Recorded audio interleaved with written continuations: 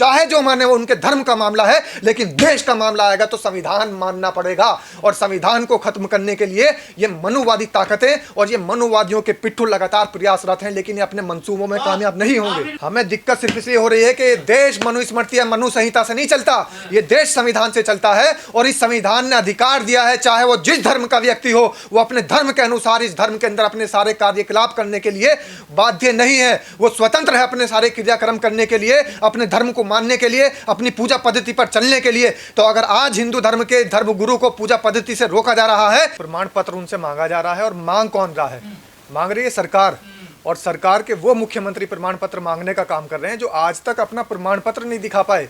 Congress party, विरोधी party, विपक्षी party ये बात कहते रहे कि भाई हमारे प्रदेश के मुख्यमंत्री अपने आप को मैथ से ग्रेजुएट बताते हैं और अपने आप को वो इंजीनियर बताते हैं, लेकिन आज तक वो डिग्री नज़र नहीं आई कहीं भी।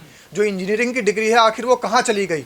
जो बीएससी या फिर वो ग्रेजुएशन की मैथ की डिग्री थी उनकी वो नहीं दिखा पाए। तो जो अपनी डिग्री नहीं दिखा पा रहे, वो दूसरों की डिग्री मांगने का अधिकार कैसे रखते हैं? सबसे बड़ा सवाल ये है। और दूसरी बात आ जाती है भारतीय जनता पार्टी के, यानी उत्तर प्रदेश से आगे निकलते हैं, देश की राजनीति की बात करते हैं, और वहाँ पर हमारे देश के यशस्वी प्रधानमंत्री नरेंद्र दामोदर दास मोदी, उनकी डिग्री पर भी तमाम सवाल खड़े हो रहे हैं कि आखिर उनकी डिग्री असली है, नकली है। डिग्री है तो फिर वो लोगों के सामने क्यों नहीं आती है? तो ये डिग्रियां दिखाते दिखाते अब दूसरों की डिग्रियां मांगने का काम शुरू कर चुके हैं। कभी तो ये मुसलमानों से प्रमाण पत्र मांगते हैं, कभी किसी और से प्रमाण पत्र मांगते हैं, कभी नागरिकता का सबूत मांगते हैं। अब इन्होंने जब सबसे थक गए मांगते मांगते प्रमाण पत्र और सबूत, तो अब इन्होंने आचार्यों के, साधुओं के, संतों के और हमारे सनातनियों के जो गुरु हैं उनके भी प्रमाण पत्र मांगने शुरू कर दिए हैं। क्यों? क्योंकि ये अपने प्रमाण पत्र नहीं दिखा पाते हैं।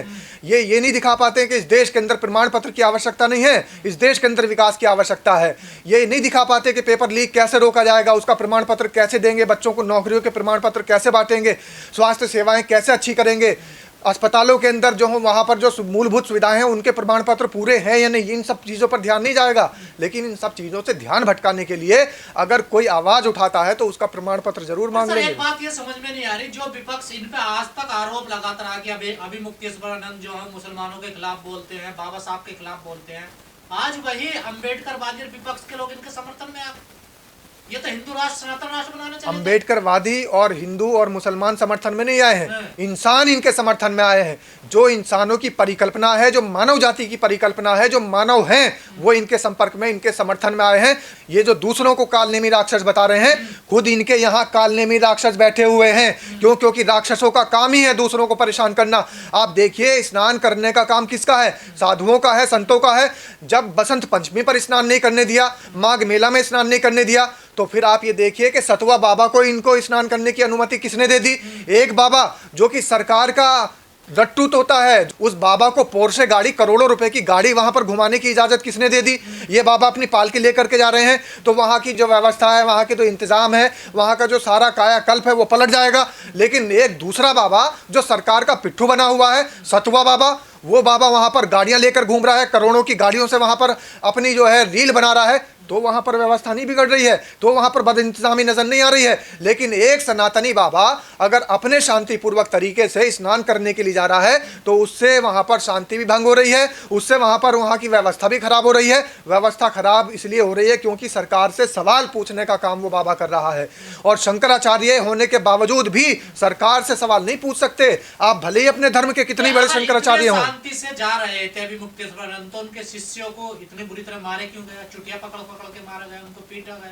इसी तरीके से मारा गया जैसे किसान अपनी मांग मनवाने के लिए धरना प्रदर्शन पर सालों साल बैठे रहे, उनके साथ में क्या किया? उनको भी मारने का काम किया गया, उनको भी पीटने का काम किया गया, उनकी राह में भी कीलें बिछा दी गई, उनकी राह में भी दीवारें खड़ी कर दी गई, उनकी राह में पर्वत खड़े कर दिए गए, बैरिकेड्स लगा दिए गए, उनके ऊपर भी पानी की बौछारें फेरी गई, लाठियां बरसाई गई। लेकिन जब हमारे देश का जो युवा है जब रोजगार मांगने के लिए सड़कों पर उतरा, उसके साथ क्या किया? उसको भी तो लाठियां भांजी गई, उसको भी तो मार पीट करके सीधा कर दिया गया।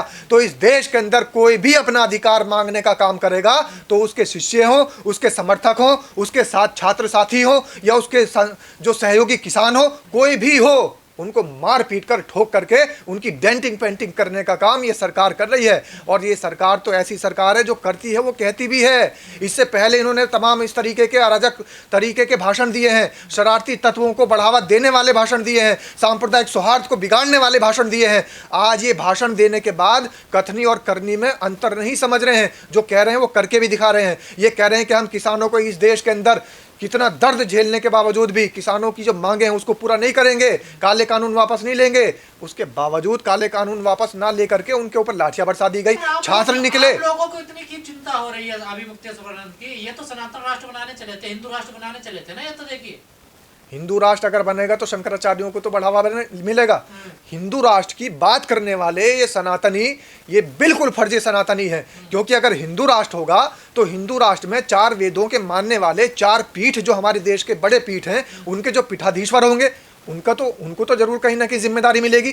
तो इन पीठाधीश्वर को कहीं जिम्मेदारी ना मिल जाए, ये शंकराचार्य कहीं हिंदू राष्ट्र बनने के बाद में राजपाट अपने हाथों में ना ले ले।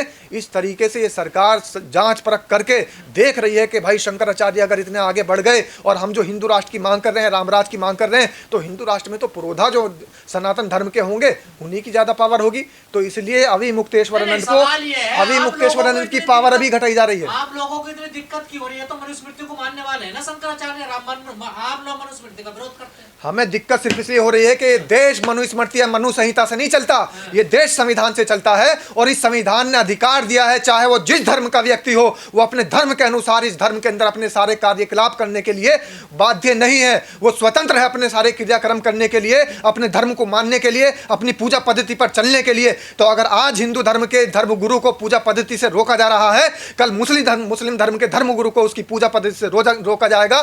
परसों जो हमारे ईसाई धर्म के पादरी हैं उनको अपनी पूजा पद्धति से रोका जाएगा।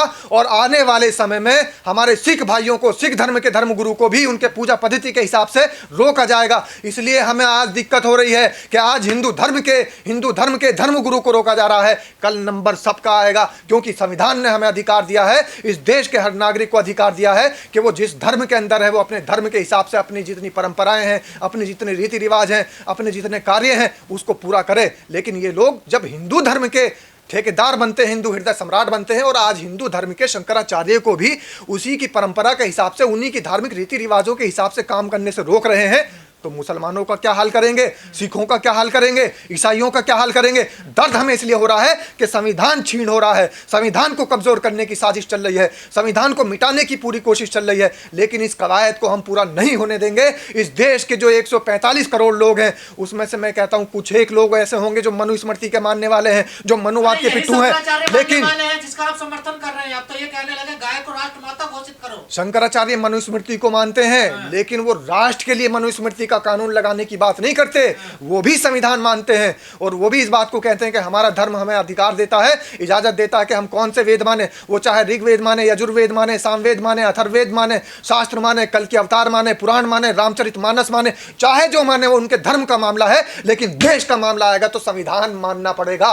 और संविधान को खत्म करने के लिए ये मनुवादी ताकतें और ये मनुवादियों के पिट्ठू लगातार प्रयासरत हैं, लेकिन ये अपने मंसूबों में कामयाब नहीं होंगे। बाबा जो शंकराचार्य मुक्तेश्वरानंद इनको न्याय संविधान देगा, मनुस्मृति देगी? संविधान के तहत न्याय मिलेगा। और देखिए अभी मुक्तेश्वरानंद ने खुद बता दिया कि जब उनके खिलाफ सुप्रीम कोर्ट में याचिका दायर हुई तो सितंबर में उनका पट्टाभिषेक हुआ था, अक्टूबर में याचिका दायर हुई थी। तो उन्होंने पहले ही कह दिया कि भाई सितंबर में जब पट्टाभिषेक हो चुका, सितंबर में अगर किसी को दिक्कत होती तो ऑब्जेक्शन सितंबर में होना चाहिए था। और पट्टाभिषेक होने के बाद आप ये कह रहे हैं कि पट्टाभिषेक गलत हुआ, तो अक्टूबर में जाके याचिका दायर हुई। तो आप देखिए अभी मुक्तेश्वरानंद कानून का सहारा ले रहे हैं। आप देखिए इस पूरे झगड़े के अंदर, इस पूरे विवाद के अंदर अभी मुक्तेश्वरानंद के वकील भी वहां पर खड़े नजर आए। अगर अभी मुक्तेश्वरानंद संविधान में विश्वास नहीं रखते, संविधान में भरोसा नहीं करते, तो क्या अपने वकील वहां पर भेजते? तो उन्होंने अपने बचाने नहीं आए इनको। अब मनुस्मृति उनका अपना आंतरिक मामला है, मनुस्मृति उनका धार्मिक मामला है, पुराण उनका आंतरिक मामला है, धार्मिक मामला है। वेद हो, पुराण हो, शास्त्र हो, वो सब उनका धार्मिक मामला है। लेकिन जब देश की बात होगी तो मनुस्मृति का जिक्र नहीं होगा, संविधान का जिक्र होगा। सुप्रीम छुट्टियां काटी गई, उन्हें बेइज्जत किया गया, तो यही शंकराचार्य थे जो कह रहे थे ठीक हुआ। देखिए शंकराचार्य इसलिए कह रहे थे कि यादव जा ही क्यों रहे हैं, दूसरे धर्मों के लोग किसी और धर्म के कार्यकलाप में, किसी और धर्म के कार्यों में हस्तक्षेप कर ही क्यों रहे हैं? यादव हिंदू नहीं है। यादव हिंदू है कहाँ? यादव को पहले तो यही साबित करना पड़ेगा कि वो अपने आप को हिंदू मान रहा है। और अगर अपने आप को वो हिंदू मानता है तो फिर उसको चोटी रख करके कथा वाचने की जरूरत नहीं है। फिर जाए जा करके अपने आप को ब्राह्मणों के अंदर अपनी गिनती कराए। जगत गुरु तमाम साधु संत इनके खिलाफ है अभी मुक्तेश्वरानंद के कहने, ठीक सरकार ने इलाज कर दिया। कौन जगत गुरु खिलाफ है? रामभद्राचार्य। और मैं तो ये कहता हूं कि रामभद्राचार्य पर तो पहले ही से ही सवाल उठ रहे हैं, और मैं नहीं कर रहा हूं। हिंदू धर्म के हिसाब से, ब्राह्मणों के हिसाब से कोई भी ऐसी चीज जिसके अंदर कोई दिक्कत हो, जिसके अंदर कहीं भी कोई कमी हो, वो कभी पुजारी नहीं बन सकता। ये मैं नहीं कर रहा हूं। जगत गुरु नहीं बन सकता, पुजारी तक नहीं बन सकता। आप ये देखिए रामभद्राचार्य कैसे आपने बना दिए। रामभद्राचार्य को तो पहले ही ब्राह्मणों ने ही सबसे पहले उनका बहिष्कार कर रखा है, क्योंकि ब्राह्मणों की रीति रिवाज के हिसाब से, ब्राह्मणों के नियम कानून के हिसाब से वो व्यक्ति कभी भी जगत गुरु नहीं हो सकता। तो अब जब ये जगत गुरु ही नहीं है रामभद्राचार्य, लेकिन ये अपने आप को स्वेच्छा से जगत गुरु बना कर के बैठे हुए हैं, तो इनको कोई जगत गुरु मानने को तैयार नहीं है। तो सबसे पहले तो जो ऐसे लोग हैं जो अभी मुक्तेश्वरानंद के खिलाफ बोल रहे हैं, अभी मुक्तेश्वरानंद के खिलाफ बोलने वाले लोगों की प्रामाणिकता पर भी सवाल उठ रहे हैं। सबसे पहले तो वो ये साबित कर दे कि भाई हिंदू रीति रिवाज के हिसाब से, ब्राह्मणों के हिसाब से वो जगत गुरु नहीं हो सकता, शंकराचार्य नहीं हो सकता, पीठाधीश्वर नहीं हो सकता, महामंडलेश्वर नहीं हो सकता, यहाँ तक के पुजारी भी नहीं हो सकता। तो फिर रामभद्राचार्य को तो हम मानते ही नहीं। हिंदू रीति रिवाज के हिसाब से कैसे मान लेंगे? तो रामभद्राचार्य कोई, आप जो कह रहे हैं ना कि बहुत सारे साधु संत मारने वाले, संविधान को आवाज उठा रहे वाले, संविधान की जय जयकार करने वाले, उनके समर्थन में कैसे खड़े हो गए? वो सब संविधान के समर्थन में खड़े हैं, पाखंडवाद के समर्थन में नहीं खड़े। जितने लोग आप जिनका नाम ले रहे हैं कि भाई बहुत सारे अम्बेडकरवादी, बहुत सारे मुसलमान, बहुत सारे यादव, बहुत सारे जाट, बहुत सारे अलग अलग जातियों के लोग, ओबीसी के लोग, SC ST के लोग, अल्पसंख्यक के लोग, जितने भी हैं सारे के सारे मुक्तेश्वरानंद के साथ क्यों खड़े हैं? तो वो पाखंड को बढ़ावा देने के लिए नहीं खड़े, वो इस देश के कानून को बचाने के लिए खड़े हैं, इस देश के अंदर कानून का राज कायम करने के लिए खड़े हैं। आज उनकी आवाज अभी मुक्तेश्वरानंद के अगर साथ है तो इसलिए है कि इस देश के अंदर कानून खत्म ना हो जाए, इस देश के अंदर हर किसी को अभिव्यक्ति की आजादी होनी चाहिए, हर किसी को अपने धर्म के अनुसार चलने की आजादी होनी चाहिए। और अगर कोई भी सरकार, कोई भी व्यक्ति धर्मों के अनुसार किसी को चलने नहीं देता और अभी किसी को अभिव्यक्ति की आजादी के तहत नहीं चलने देता, तो उसको कानून को बचा रहे हैं, कानून के हिसाब से चलेगा, किसी बाबा के हिसाब से कुछ नहीं चलेगा यहाँ। तो पुलिस प्रशासन के लोग ये कह रहे हैं, लेकिन केशव प्रसाद मौर्य क्या कह रहे हैं? क्या केशव प्रसाद मौर्य सरकार के लोग नहीं है क्या? केशव प्रसाद मौर्य का सरकार के नेता नहीं है? केशव प्रसाद मौर्य उन्हीं पुलिस प्रशासन पर, उन्हीं शासन प्रशासन पर सवालिया निशान क्यों लगा रहे हैं? क्यों जांच की बात कर रहे हैं कि भाई जिसने भी अभी मुक्तेश्वरानंद को स्नान करने से रोका, उनको चिन्हित किया जाएगा, उनके खिलाफ जांच की जाएगी, और जांच में अगर कोई दोषी पाया जाता है तो उसके खिलाफ कठोर से कठोर कार्रवाई होगी। ये मेरे बोल नहीं है, ये केशव प्रसाद मौर्य के बोल हैं, जो कि डिप्टी CM है। और डिप्टी CM कोई छोटा मोटा आदमी नहीं है, उप मुख्यमंत्री हैं प्रदेश के।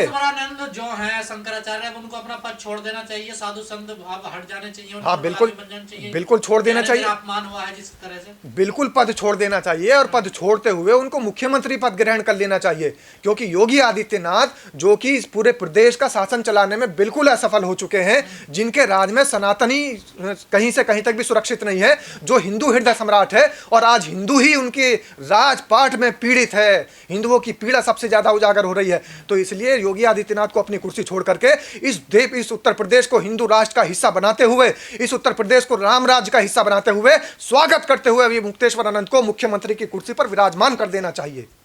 कानून का राज नहीं चलना चाहिए। मैं तो ये कह रहा हूं कि कानून का राज तो तब भी चलेगा जब इस देश के अंदर संविधान चलेगा, तो कानून का राज चलेगा। लेकिन बात हो रही है हिंदू हृदय सम्राट की, बात हो रही है सनातन को बचाने की। चलाना चाहते हैं ना, शंकराचार्य संविधान के तहत बात कर रहे हैं। मनुस्मृति उनका पर्सनल मामला, व्यक्तिगत मामला है। लेकिन अगर वो मनुस्मृति के समर्थक हैं, अगर वो मनुस्मृति चलाना चाहते हैं, तो फिर वो अपने वकील क्यों खड़े कर रहे हैं? फिर सुप्रीम कोर्ट में क्यों जा रहे हैं? फिर तो उनके लिए अदालतें नहीं होनी चाहिए, मनुस्मृति का संविधान होना चाहिए, मनु संहिता होनी चाहिए, भारतीय दंड संहिता नहीं होनी चाहिए। आपको नहीं लगता उनका सही इलाज हुआ वहां पर? इलाज सबका हो रहा है, लेकिन सबसे पहले इलाज होना उनका बाकी है, जो इस देश के अंदर तमाम ऐसी ताकतों का, तमाम ऐसे लोगों का जो संविधान के समर्थक हैं, उनका इलाज करने पर उतारू हैं। सबसे पहले उन मनुवादियों का इलाज होना बेहद जरूरी है।